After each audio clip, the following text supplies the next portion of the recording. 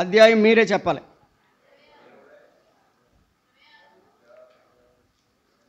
26వ అధ్యాయం యెహెజ్కేలు గ్రంథం 26వ అధ్యాయం మొదటి 3 వచనాలు చదువుకొని దేవుని వాక్యం విందాం. యెహెజ్కేలు గ్రంథం 26వ అధ్యాయం మొదటి 3 వచనాలు. మరియు 11వ సంవత్సరము నెల మొదటి దినమున యెహోవా వాక్కు నాకు ప్రత్యక్షమై ఇలాగు సెలవిచ్చెను, నరపుత్రుడా, యెరూషలేమును గూర్చి, ఆహా, జనులకు ద్వారముగానున్న పట్టణము పడగొట్టబడిను, అది నాశనమాయను, అది పాడైపోయినందున నేను పరిపూర్ణము నొంది తిని అని తూరు చెప్పాను గనుక ప్రభువైన యెహోవా సెలవిచ్చినదేమనగా, తూరు పట్టణమా, నేను నీకు విరోధినైతిని, సముద్రము దాని తరంగములను పొంగ చేయు రీతిగా నేను అనేక జనములను నీ మీదికి రప్పించేదను. ప్రార్థన చేసుకుందాం, దేవుని వాక్యం విందాం. ప్రేమ కలిగిన తండ్రి, యెహెజ్కేలు గ్రంథాన్ని దీవెనకరంగా మాకు అనుగ్రహిస్తున్నందుకు స్తోత్రాలు. చదవబడిన లేఖనాల ద్వారా మీరు మాతో మాట్లాడి మేలుకరమైన వర్తమానం ఇచ్చి మేమందరం ఆశీర్వదించబడుటకును, సరిచేయబడుటకును, దీవించబడుటకును కృప పాలించుమని, బలహీనుడైన నన్ను మరుగుపరచి బలపరిచి మీరే వాడుకుని మహిమ పొందురని మా ప్రభువైన యేసుక్రీస్తు వారి ద్వారా ప్రార్థించి వేడుచున్నాము తండ్రి, ఆమేన్. మనము 25వ అధ్యాయంలో మనము ఒక 4 దేశాల గురించి మనం విన్నాం. అమ్మోనీయుల దేశం, అమ్మోనీయులను బట్టి మనం ఏం నేర్చుకోవాలో విన్నాం కదా. తర్వాత మోయాబు దేశం, తర్వాత ఎదోము దేశం, తర్వాత ఫిలిస్తీయా దేశం. రైట్. ఇప్పుడు 26వ అధ్యాయము నుంచి 28వ అధ్యాయం అంతా కూడా ఒకే దేశం కోసం చెప్పబడింది. ఇది చాలా పెద్దది, తూరు దేశం. ఇది తూరు, టైర్ అంటారు ఇంగ్లీష్లో, టైర్, తూరు. ఈ దేశము దేవుడు తనకు చెప్పినటువంటి మాట ఏమని హెచ్చరిస్తున్నాడు ఆ దేశాన్ని, ఎందుకు దేవుడు ఆ దేశానికి విరోధి అయ్యాడు అంటే, నేను ఒక 4 సంగతులు ఈ 26, 27, 28 అధ్యాయాలలో ఉన్న పరిస్థితుల్ని చూపిస్తూ కొన్ని సంగతులు చెప్తాను. రైట్. తూరు దేశం గురించి దేవుడు చెప్పిన మాట ఏంటంటే, తూరు దేశమట, యెరూషలేము పట్టణము పాడైపోయింది, యెరూషలేము పట్టణము పాడైపోయింది కాబట్టి నేను పరిపూర్ణము పొందాను. యెరూషలేము పట్టణం పాడైపోయింది, నేను పరిపూర్ణుడనయ్యాను అని అనుకుంటుందంట. ఏ పట్టణం? తూరు పట్టణం. చదువుదాం చూడండి మరలా, 2వ వచనం, 26:2. నరపుత్రుడా, యెరూషలేమును గూర్చి, ఆహా, జనములకు ద్వారముగానున్న పట్టణము పడగొట్టబడిను, అది నాశనమాయను, అది పాడైనందున నేను పరిపూర్ణము నొంది తిని. ఆగండి. ఈ పదం అర్థం కావాలి మనందరికీ. అది పాడైనందున నేను పరిపూర్ణము నొంది తిని. అండర్లైన్ చేసుకోండి మీ బైబిల్లో. అది పాడైనందున నేను పరిపూర్ణము నొంది తిని. ఏమండి, ఈ తూరు యొక్క లక్షణం ఏంటంటే, ఎవరైనా పాడైపోతే సంతోషపడుతుంది. ఇది తూరు ఎవరైనా పాడైపోతే సంతోషపడదు. అది పాడైనందున నేను పరిపూర్ణము నొంది తిని. అది పాడైతే నువ్వు పరిపూర్ణం పొందడం ఏంటి? ఒక్కొక్కడు అంటాడు, నేను బాగోపోయినా పర్లేదు, ఆడు మాత్రం బాగుండకూడదు. అర్థమవుతుందా? నేను బాగోపోయినా పర్వాలేదు, వాడు మాత్రం బాగుండకూడదు అంటాడు. వాడే తూరు. తూరు ఏమంటున్నాడు తెలుసా? యెరూషలేము పాడైపోయినందున నేను పరిపూర్ణము పొంది తిని. ఆడు పాడైపోతే నువ్వు బాగుపడేది ఏంటి? వాడు పాడైపోతే నువ్వు బాగుపడేది ఏంటి? దేవుని పిల్లలకు ఈ లక్షణం ఉండకూడదండి. అందరూ బాగుండాలి, అందరూ సంతోషంగా ఉండాలి, అందరూ సంతోషంగా ఉండాలనేటువంటి ఆ పరిస్థితి మీరు గమనించినట్లయితే ఎవరో పాడైపోతే మనం బాగుపడ్డం కాదు.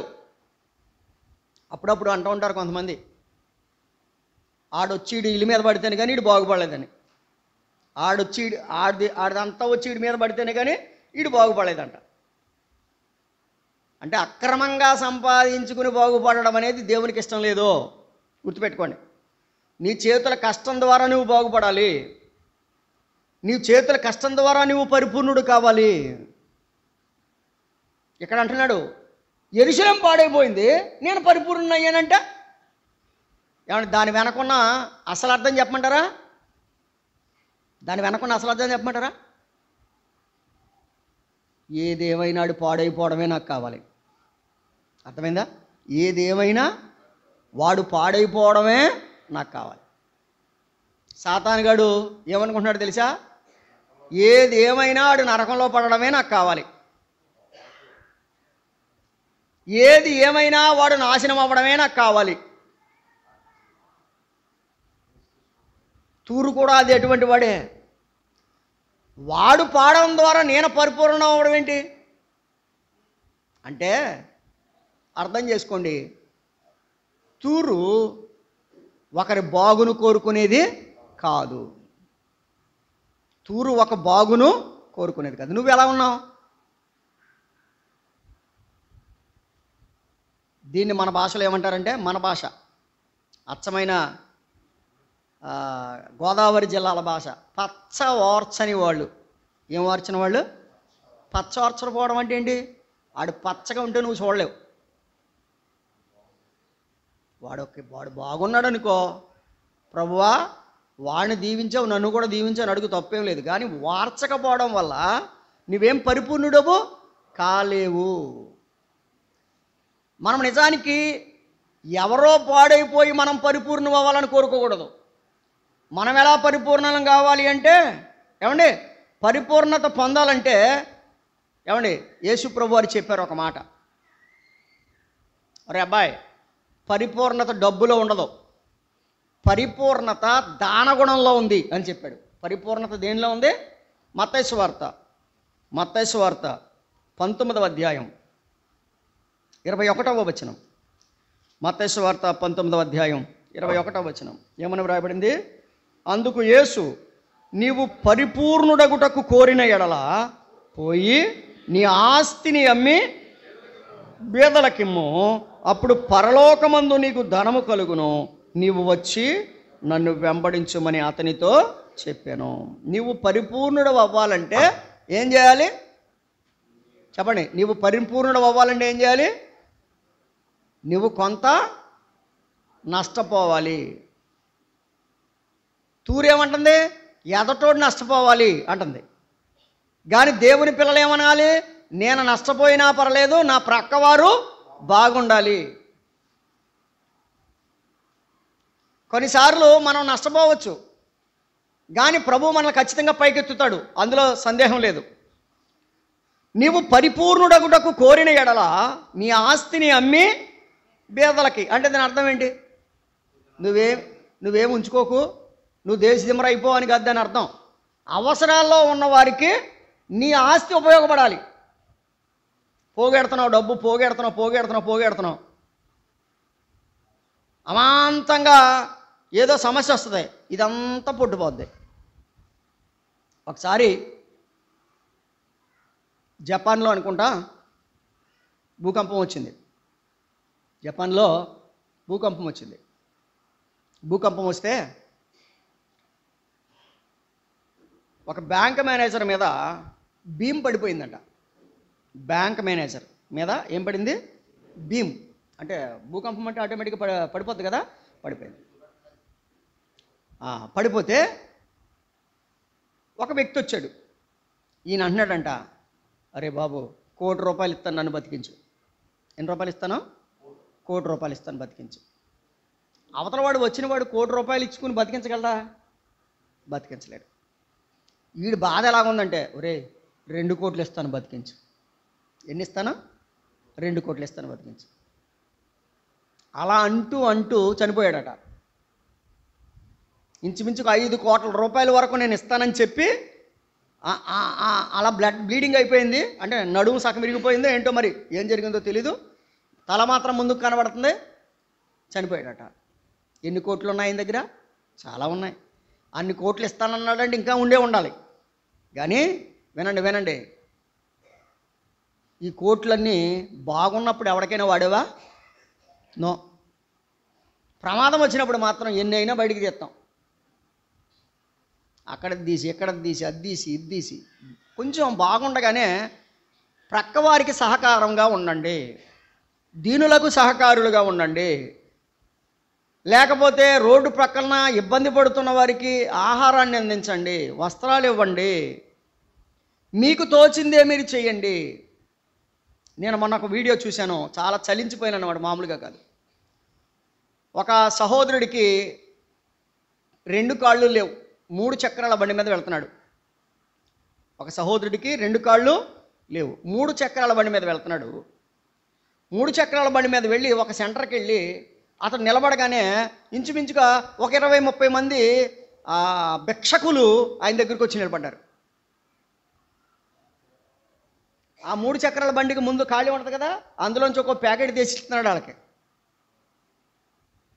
అసలు నిజంగా ఇది అబద్ధం కాదు, నా కళ్ళు నేను మర్చిపోలేనమాట. అంత విచిత్రమైన ఆ స్థితిని నేను చూశాను. అసలు తనకే పరిస్థితి బాగాలేదు. ఇంటర్వ్యూ చేశారు, వీడియో అది సుమన్ టీవీలోనే ఎక్కడ వచ్చింది. ఏం బ్రదర్, ఏంటి బాబు, ఏంటి నువ్వు అంటేనండి, నేను చేపలు అమ్ముకుంటానండి. నేనేం అమ్ముకుంటాను? చేపలు అమ్ముకుంటాను, పచ్చి చేపలు అమ్ముకుంటాను.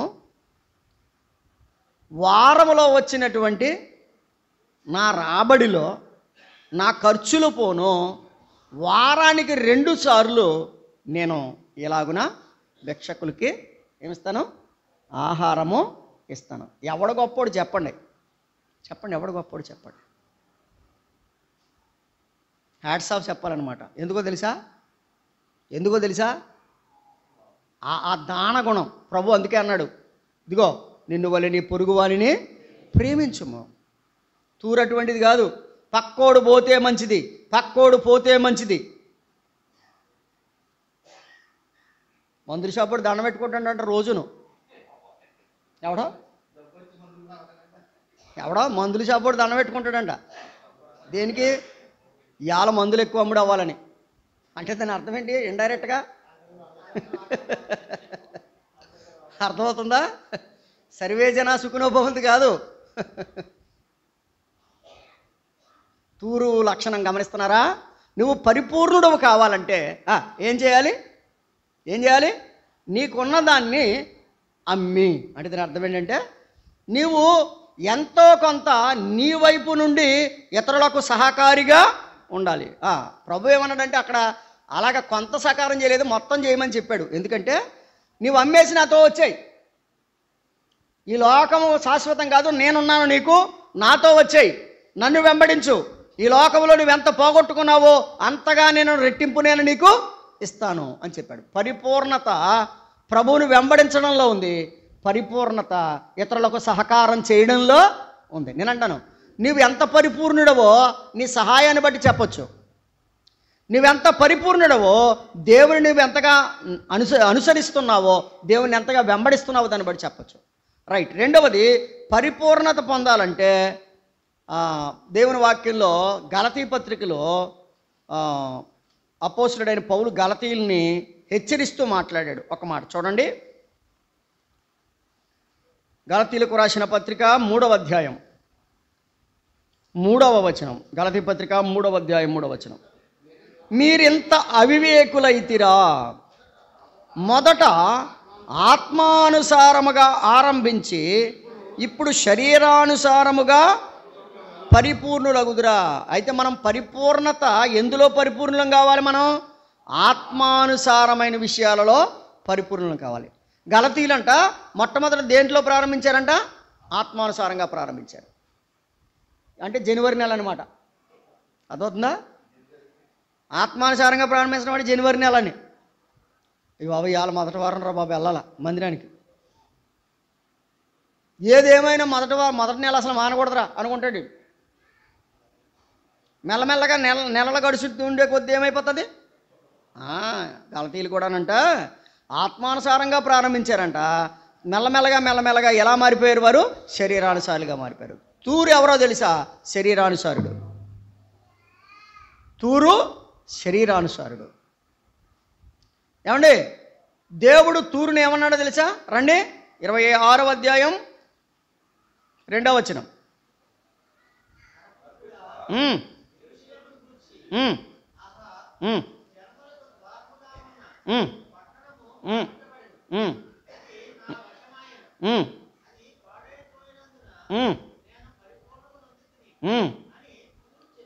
అది పాడైనందున నేను పరిపూర్ణము నొందితిని. ఇది రాంగ్ స్టేట్మెంట్ అండి. ఆడు పాడైపోవడం వల్ల నేను బాగుపడ్డాను, ఇది రాంగ్ స్టేట్మెంటు. వాడు బాగుండాలి, నేను బాగుండాలి, ఇది రైట్ స్టేట్మెంటు. ఇంకో రైట్ స్టేట్మెంట్ తెలుసా? ఒకవేళ నేను పాడైనా పర్లేదు, వాడు బాగుండాలి, ఇది అసలైన రైట్ స్టేట్మెంట్.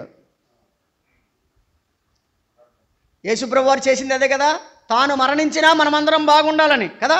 తను మరణించినా, తన సిలువకు వెళ్ళినా, తన అవమానం పొందినా, ఆయన సిలువలో వేలాడినా, ఉమ్మివేతను అనుభవించినా, గడ్డం పెరికివేయబడినా మనమందరం బాగుండాలని.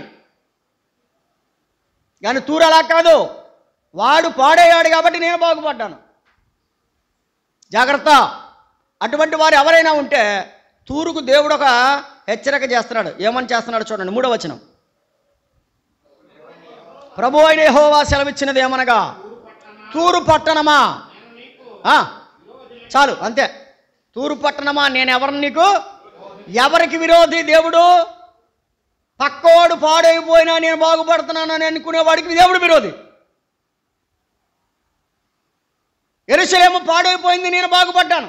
యెరూషలేము పాడైపోయింది, నేను పరిపూర్ణుడయ్యాను అనుకుంటున్నావా? తూరు పట్టణమా, నేను నీకు విరోధిని. కాబట్టి తూరు పట్టణం దగ్గర ఏమండి ఒక ముఖ్యమైన కొన్నిటువంటి పరిస్థితులు మనం చూస్తాం. తూరు పట్టణం ఎటువంటిదట? 2వ అధ్యాయం 26వ అధ్యాయం 2వ వచనములో ఏమండి, నేను పరిపూర్ణుడనైతిని అనుకుంది కదా. ఏమనుకుంది? నేను పరిపూర్ణయ్యాను అనుకుంది. 27వ అధ్యాయం 3వ వచనం చూడండి. 27వ అధ్యాయం 3వ వచనం. సముద్రముల రేవుల మీద నివసించుదానా, అనేక ద్వీపములకు ప్రయాణము చేయు వర్తక జనమా, ప్రభువు అయిన యెహోవా సెలవిచ్చినదేమనగా, తూరు పట్టణమా. ఇందాకేమన్నాడు? నేను పరిపూర్ణము నొందితిని అన్నాడు. ఇప్పుడేమని ఆయన గురించి ఏం రాబడింది? నేను సంపూర్ణ సౌందర్యము గలదానని నీవు అనుకొనిచున్నావే. ఏమనుకుంటుందంటే సంపూర్ణమైన సౌందర్యం. అమ్మా, ఎక్కడిది సౌందర్యం అంతాను? ఆ అధ్యాయంలోనే ఉంది. నేను చెప్పుకుంటూ వెళ్ళిపోతాను, జాగ్రత్తగా వినండి. ఇది రేవు పట్టణం. ఇదే పట్టణం రేవు పట్టణం. అంటే ప్రతి దేశానికి సంబంధించిన వాడ అక్కడికి వస్తుంది. బట్టలు అమ్మేవాళ్ళు బట్టలు అమ్ముకుంటారు, మిఠాయిలు అమ్ముకునేవాళ్ళు మిఠాయిలు అమ్ముకుంటారు. అన్నీ ఉన్నాయండి దీంట్లో. అన్ని దేశాలు అక్కడికి వచ్చి వర్తకం చేస్తున్నాయి. ఇప్పుడు వర్తకం చేస్తే దాన్ని ఏమంటారు? ట్రేడ్ సెంటర్ అంటారు. ఏమంటారు దాన్ని? Trade centre. వర్తకం జరుగుతుంది. ఎక్కడ వర్తకం జరుగుతుందో ఆ ఊరేమవుతుంది? డెవలప్ అవుతుంది. అది తూరు యొక్క భోగం. అర్థమవుతుందా? తూరు యొక్క గొప్పతనం ఏంటి? అందరూ వచ్చి ఆ రేవు పట్టణంలో వ్యాపారం చేయడం ద్వారా నేనెంత సౌందర్యం కలదాన్ని అనుకుంటుంది. కానీ నీ సౌందర్యానికి ఎంతమంది కారణం? ఓ మాట చెప్తాను రండి. 5వ వచనం. శనీరు దేశపు సరళ వృక్షపు మానుతో నీ ఓడలను కట్టుదురు కదా. 6వ వచనములో సింధూరం రాను చేత నీ కోలలు చేయుదురు. కిత్తీయుల ద్వీపము నుండి గుంజుం రానును దంతపు చెక్క పని పొదిగి నీకు పీటలు చేయుదురు. ఐగుప్తుకు వచ్చిన విచిత్రమైన పనిగల అవిసనార బట్టతో చేయబడును. ఎలీషా ద్వీపము నుండి వచ్చిన నీలద్రోమ్ర వర్ణములు గల బట్ట నీవు చాందినీగా కప్పుకొందువు.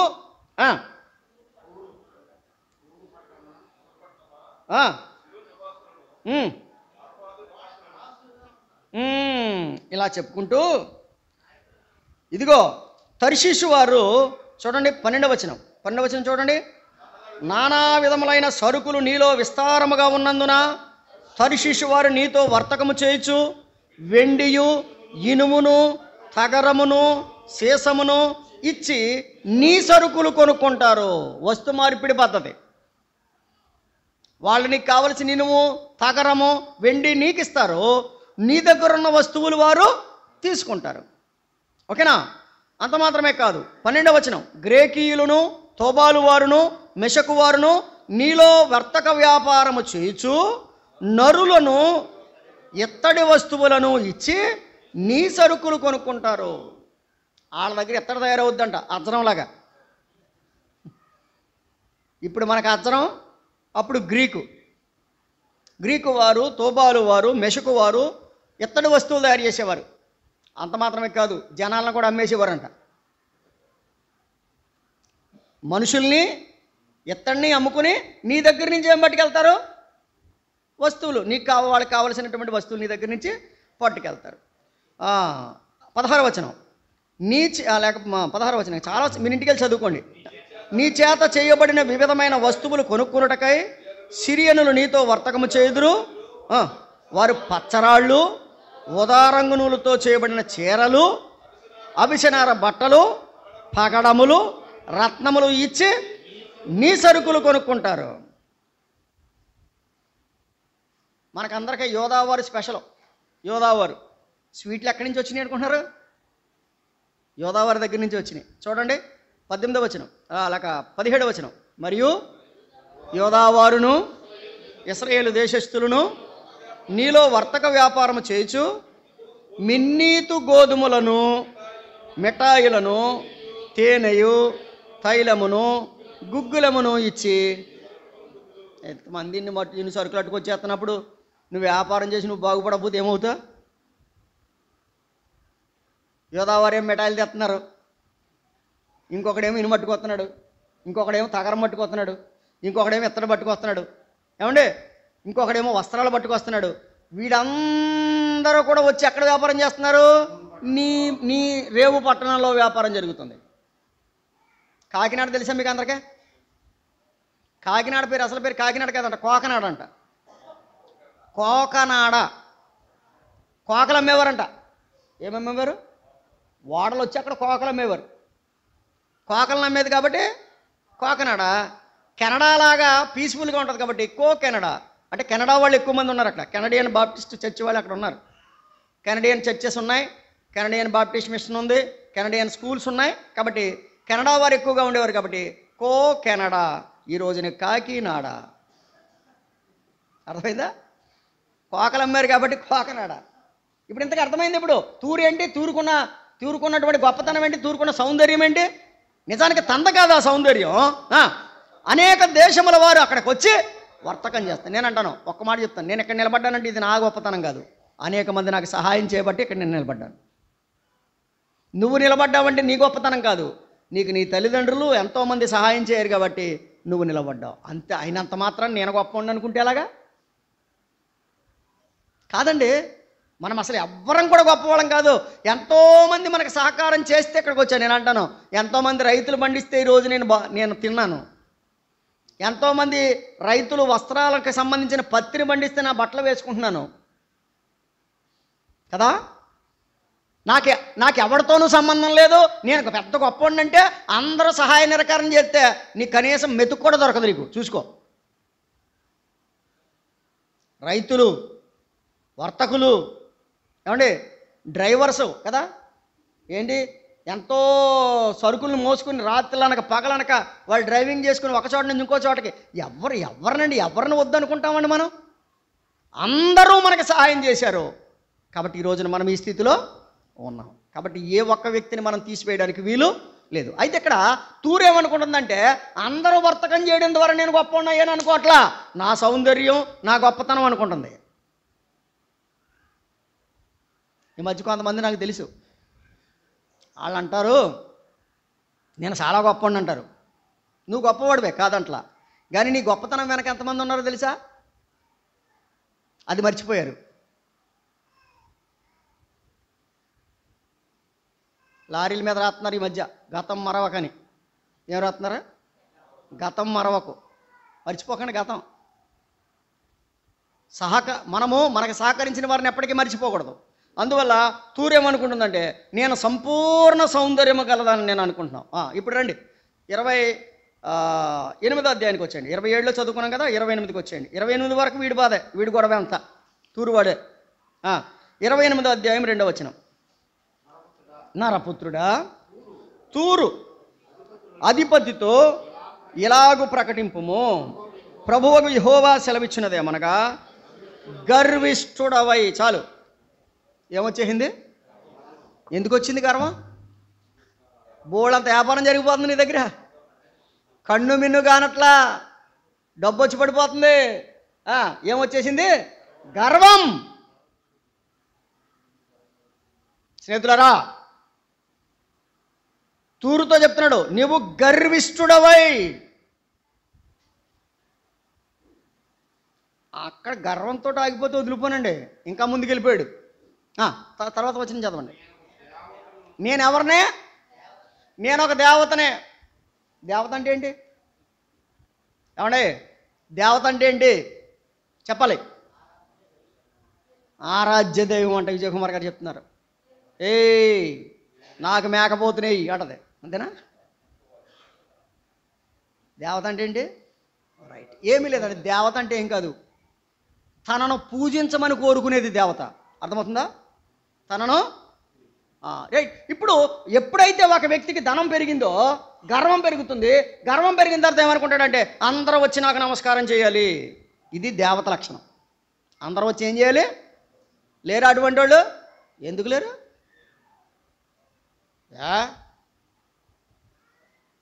కనీసం నా స్టేటస్కైనా నమస్కారం పెట్టాలి కదా అంటాడు ఒకడు. ఒరే, నీ స్టేటస్కి నమస్కారం పెట్టడం ఏంట్రా? నువ్వు రక్త సంబంధివి, నువ్వు స్నేహితుడివి, నువ్వు బంధుడివి. అన్నయ్య వందనాలు అనుకుంటే సరిపోదా? నిన్ను మళ్ళీ సెపరేట్గా నమస్కారం పెట్టాలా? ఇదే దేవత లక్షణం. తూరు అనుకుంటుంది, ఇదిగో ఫస్ట్ అంది, నేను పరిపూర్ణులనైతిని అంది. అంటే నాకు ఫుల్ అయిపోయింది. తర్వాత అంటుంది, నేను సంపూర్ణ సౌందర్యము గలదానని నీవు అనుకుంటున్నావు. మూడవది, గర్విష్ఠుడవై. నేను ఒక దేవతనే. నేను ఎవరినే? నేను ఒక దేవతనే.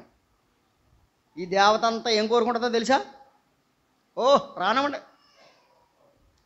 అంటూ ఉంటుంది అనమాట. దేవతవై, దేవత, నేను ఒక దేవతను.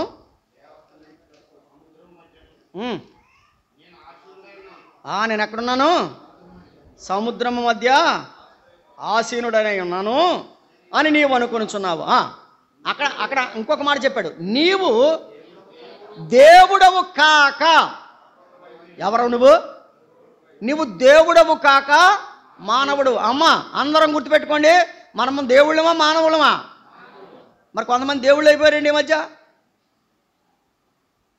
నీవు దేవుడవు కాక మానవుడవై ఉండియు దేవునికి తగినంత అభిప్రాయము. ఎంత అభిప్రాయం?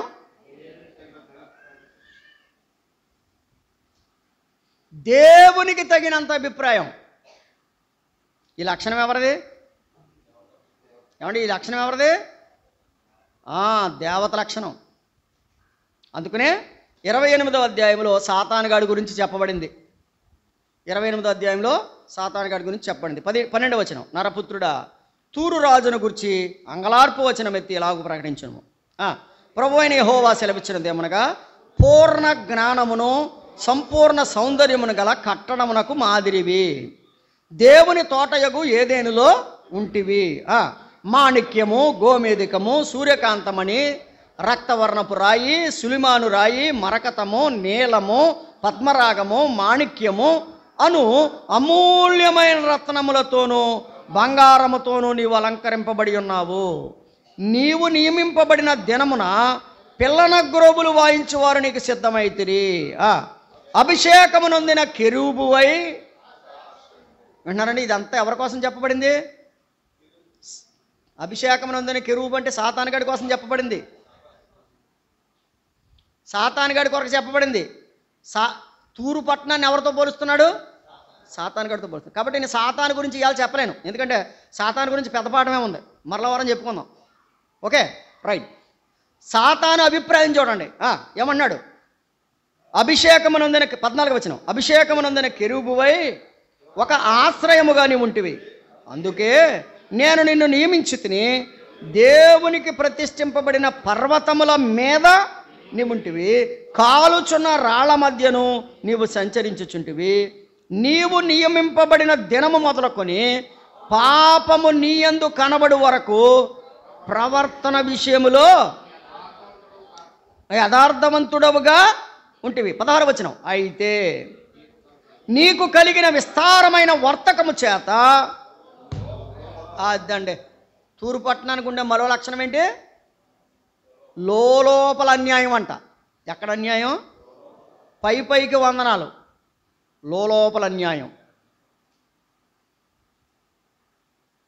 ఒక ఆయన దగ్గరికి వచ్చి చెప్పాడు, అన్నయ్య లోపల చాలా జరుగుతుంది అన్నాడు. జరగని లోపల జరగని ఏమైతే లోపల జరిగితే? తూరు పట్టణం ఎక్కడంటండి? చెప్పండి, చదవండి అక్కడ 16వ వచనం. అయితే నీకు కలిగిన విస్తారమైన వర్తకము చేత లోపల నీవు అన్యాయము పెంచుకొని, ఎక్కడ పెరుగుతుంది అన్యాయం? లోపల. బయటపడతలేదు ఇది, ఓకేనా? ఈ అన్యాయం బయటపడదు, ఎప్పుడో రోజున బయటపడద్దే, పాపం పండుద్ది, దేవుడు నేలనేసి కొట్టేస్తాడు, అప్పుడు అర్థమవుద్ది. అర్థమవుతుందా? ఎక్కడ పెంచుకుందంట తూరు? ఏమ్మా ఓ మాట చెప్పనా? ఇదిగో, ఏదైనా తప్పు ఉందనుకోండి, తప్పును ఎదురుగా మాట్లాడుకుని సరి చేసేసుకోవాలి, అంతేగాని లోపల ఏం పెంచుకోకూడదు? అన్యాయం పెంచుకోకూడదు. లోపల క్రోధం పెంచుకోకూడదు, లోపల అన్యాయం పెంచుకోకూడదు. నేను పరిపూర్ణను, అది ఫస్ట్. రెండవది ఏంటి? నేను సౌందర్యము, అది 2. 3 ఏంటి? గర్విష్ఠుడు. 4 ఏంటి? నేను దేవతనే. 5 ఏంటి? లోపల అన్యాయం. మరి ఇప్పుడు దీనికి అవార్డు ఇవ్వాలా, రివార్డు ఇవ్వాలా? చెప్పండి. దీనికి అవార్డు రివార్డులు ఏమైనా ఉంటాయా?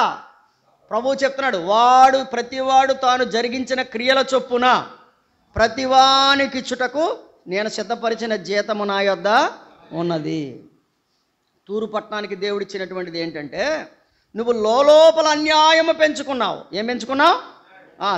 లోపల అన్యాయము పెంచుకొని పాపము చేయుతూ వచ్చితివి గనుక దేవుని పర్వతము మీద నీవు ఉండకుండా, ఎక్కడున్నావు ఇది వరకు? నీవు దేవుని పర్వతం మీద ఉన్నావు, అగ్ని మధ్య నడిచావు, నీవు గొప్పవాడివే, కానీ నీవు లోపల అన్యాయం పెంచుకున్న కారణంగా దేవుని పర్వతము మీద నీవు ఉండకుండా నేను నిన్ను అపవిత్ర పరిస్థితిని, ఆశ్రయముగా ఉన్న కెరూబు, కాలుచున్న రాళ్ల మధ్య నీవిక సంచరింపవు, నిన్ను నాశనము చేసి తిని. 19వ వచనానికి వచ్చండి. జనులలో నిన్ను ఎరిగిన వారందరూ నిన్ను గూర్చి ఆశ్చర్యపడుదురు, నీవు బొత్తిగా నాశనమై భీతికి కారణముగా ఉండు. చెప్పండి. తూరు పట్టణం గురించి 3 అధ్యాయాలు వ్రాయబడింది, 26, 27, 28. చివరికి 28వ అధ్యాయంలో 26వ అధ్యాయంలో ఒక లక్షణం చెప్పాడు. ఏంటంటే, నేను పరిపూర్ణుణ్ణి, పక్కోడు పోయాడు కాబట్టి నేను పరిపూర్ణుణ్ణి.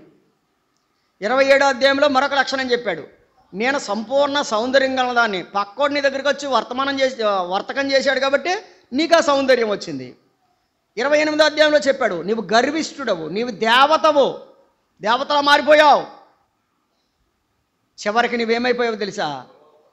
లోపల అన్యాయాన్ని పెంచుకున్నావు. ఇది సాతాను గురించి చెప్పబడిన మాట. మీరు ఇంటికి వెళ్ళిన తర్వాత చదువుకోండి. యెషయా గ్రంథం 14వ అధ్యాయం 12 నుంచి 15 వచనాలు చదువుకోండి. దేవుని చిత్తమైతే సాతాను సంబంధించినటువంటి పతనము, వాని యొక్క పరిస్థితి, వాడు ముందు ఎక్కడున్నాడు, వాడు ఎక్కడికి పడ్డాడు, ఈ సంగతులన్నీ దేవుని చిత్తమైతే మరలా వారం మనం ధ్యానం చేద్దాం. కాబట్టి చెప్తున్నాడు, నీవు బొత్తిగా భీతికి కారణమైతివి అని చెబుతూ ఆ తర్వాత సీదోను పట్టణానికి అతడు వెళ్ళిపోయాడు. 28వ అధ్యాయం 20వ వచనంలో అక్కడి నుంచి సీదోను పట్టణం గురించి అతడు చెప్పడం జరిగింది. సీదోను పట్టణమును గురించినటువంటి విషయాలు ఇక్కడ మనకు వ్రాయబడ్డాయి. సీదోను పట్టణం 28వ అధ్యాయం 20వ వచనంలో ఉంది. యెహోవా వాక్కు నాకు ప్రత్యక్షమై ఇలాగు సెలవిచ్చెను, నరపుత్రుడా, నీ ముఖము సీదోను పట్టణం వైపు తిప్పుకుని దాని గురించి ఇలాగ సమాచారం ప్రకటించు. ప్రభువు యెహోవా సెలవిచ్చినదేమనగా, సీదోను పట్టణమా, నేను నీకు విరోధినైతిని, నీ మధ్య ఘనత నొందుదును.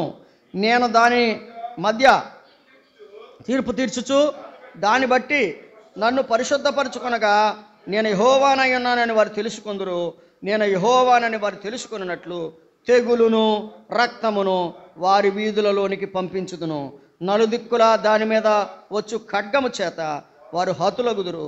నేను ప్రభువగు యెహోవానని ఇశ్రాయేలీలు తెలుసుకున్నట్లు వారి చుట్టూ నుండి వారి తిరస్కరించుచూ వచ్చిన వారిలో ఎవరును ఇక వారికి గుచ్చుకొను ముండ్లుగానైనను నొప్పించు కంపగానైనను ఉండరు. అంటే దేవుడు ఏం చెప్పాడు? ఇశ్రాయేలు, ఇప్పుడు వరకు నిన్ను గుచ్చిన వాళ్ళందరినీ తీసేస్తాను, నొప్పించిన వారిని తీసేస్తాను. అంటే ఇశ్రాయేలు దేశం మీద ఎవరైతే నొప్పించారో దేవుని పిల్లల మీద, అందుకదండి, నిన్ను ముట్టినవాడు నా కంటి పాపనో, నిన్ను ముట్టినవాడు నా కంటి పాపనో, ముట్టినవాణ్ణి సెలవిచ్చిన ప్రభు చెలవి మాట సత్యం, ఇలలో ప్రభుని మాట సత్యం. అక్కడ కృపలను తలంచుచునే పాట, ఆ చరణం నేను మర్చిపోయాను. నిన్ను ముట్టినవాడు నా కనుగుడ్డును ముట్టినవాడితో సమానం. అనగా ఇశ్రాయేలును ముట్టడానికి ఎంతమంది అయితే ఎన్ని ప్రయత్నాలు చేశారో వారందరితో ప్రభు చెప్తున్నాడు, ఇదిగో నిన్ను ఎంతమంది అయితే ఇప్పటి వరకు గుచ్చారో, ఈ నూతన సంవత్సరంలో ప్రభు చెప్తున్నాడు, ఇదిగో వారిని నీ చుట్టూ నుండి వారిని తిరస్కరించుచూ వచ్చిన వారిలో ఎవరును ఇక వారికి గుచ్చుకొను ముండ్లుగానైనను నొప్పించు కంపగానైనను ఉండరు. దేవుడు ఏం చేశాడు చెప్పండి? దేవుని ప్రజలకు నొప్పి కలిగించే వారిని తీసేశాడు, దేవుని ప్రజలకు ఇబ్బంది కలిగించే వారిని తీసివేశాడు. ఇప్పుడు వినాలి, మనం ఎలా ఉన్నాం? మనం ఎలా ఉన్నాం చెప్తున్నాడు 26వ వచనం. వారు అందులో నిర్భయముగా నివసించి ఇండ్లు కట్టుకొని ద్రాక్ష తోటలు నాటుందురు. వారి చుట్టూ ఉండి వారిని తిరస్కరించుచూ వచ్చిన వారికి అందరికీ నేను శిక్ష విధించిన తర్వాత వారు నిర్భయముగా నివసించు కాలమున నేను తమ దేవుడైన యెహోవానై ఉన్నానని వారు, దేవుడు వారికి దేవుని పిల్లలకు ఒక అభయం ఇస్తున్నాడు. ఏంటో తెలుసా? నిన్నింతవరకు గుచ్చిన వాళ్ళు, నిన్నింతవరకు నొప్పించిన వారు తీసివేస్తాను ప్రభు చెప్పాడు. కాబట్టి తీర్పు మనం తీర్చకూడదు, కక్ష మనం పెట్టుకోవద్దు, ప్రభువుకు అప్పగించండి. ఆ ముళ్ళేదో ఆయనే తీస్తాడు, ఆ కంపేదో ఆయనే తొలగించేస్తాడు. నీకు కూడా కొన్ని ముళ్ళు ఉన్నాయి, నీకు కూడా కొన్ని కంపలు ఉన్నాయి. ఆ ముళ్ళు కంపలు ఎవరికి అప్పగించేయాలి? దేవునికి అప్పగించేయాలి. ఇశ్రాయేలీలకు ఉన్న ముళ్ళు, ఇశ్రాయేలీలకు ఉన్నటువంటి ముళ్ళన్నిటినీ ఇశ్రాయేలీలు ఎవరికి అప్పగించారు? దేవునికి అప్పగించారు. కాబట్టి అమ్మోనీయులు, మోయాబీలు, ఎదోమీయులు, ఫిలిస్తీయులు, తూరు దేశం వారు, అంత మాత్రమే కాదు 29 నుంచి 32 వరకు ఐగుప్తు దేశం కోసం ఉంది. తర్వాత మనం ఆలోచన చేద్దాం. ప్రభువు చెబుతున్నాడు, నిన్ను నొప్పించిన కంప, నిన్ను నొప్పించిన ముళ్ళు తీసివేయబడుతుంది. ఎంతకన్నా ఏం కావాలన్నా మనకి? నిన్ను నొప్పించిన కంపలు, నిన్ను నొప్పించినటువంటి ముండ్లు ఇక ఉండరు. ఎవరికి అప్పగించుకుందాం? ప్రభువా, నాలో ముళ్ళుంది, నాకు ముళ్ళుంది, నాకు ఇబ్బంది ఉంది, నా పరిస్థితి ఇది, ప్రభుకు అప్పగిద్దాం. మనం గొప్పవాళ్ళం కాదు, మనల్ని మనం గొప్ప చేసుకోవద్దు, ప్రభువును గొప్ప చేద్దాం. దేవుని చిత్తాన్ని బట్టి సాగిపోదాం. ఆయన నిజమైన దేవుడిని గుర్తిద్దాం. దేవుని మీద ఆధారపడి మన జీవితాలలో మనము తీర్పు తీర్చక ప్రభువు తీర్పుకి మనము అవకాశం ఇచ్చి మనము దీవెనకరంగా ముందుకు సాగుదాం. దేవుడి మాటలు మన కొరకు దీవించునుగాక. ఆమేన్. ప్రేమ కలిగిన తండ్రి, వందనాలు. అందరిలో అన్ని విధాలుగా నీ వాక్యాన్ని పనిచేయనివ్వండి, కృపనిచ్చి నడిపించమని, తోడుగా ఉండమని, నీ వాక్య సత్యాన్ని అర్థం చేసుకుని నీపై ఆధారపడి బ్రతకడానికి సహాయపడమని మా ప్రభువును మా రక్షకుడైన యేసుక్రీస్తు వారి ద్వారా ప్రార్థించి వేడుచున్నాము తండ్రి. ఆమేన్. అందరికీ వందనాలు.